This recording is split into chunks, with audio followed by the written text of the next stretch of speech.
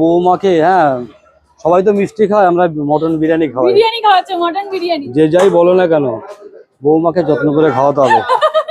একদম, after all বৌমা বলে কথা। তো ওই জন্য একদম দেখো শ্বশুর মশাই টেবিল ভর্তি করে খাবার দাবার নিয়ে চলে এসেছে। তো চলো আজকে শ্বশুর মশাই দোকান এটা সবে বিরিয়ানি হলো, এরপরে চাউমিনের দোকানে সন্ধ্যাবেলা ফাস্ট ফুড খাওয়া, তারপর বাড়ি পাঠাবো। গো মা, ব্যাস হয়ে গেল।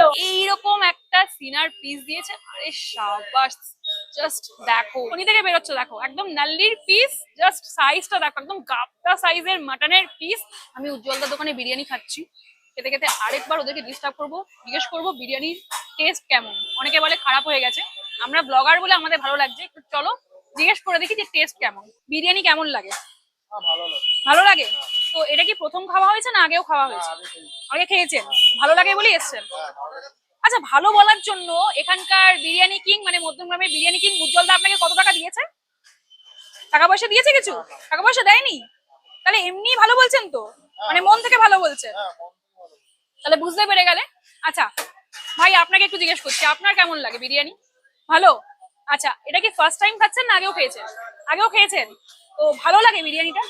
তো মোটামুটি মানুষজনকে সাজেস্ট করবেন, তাই তো?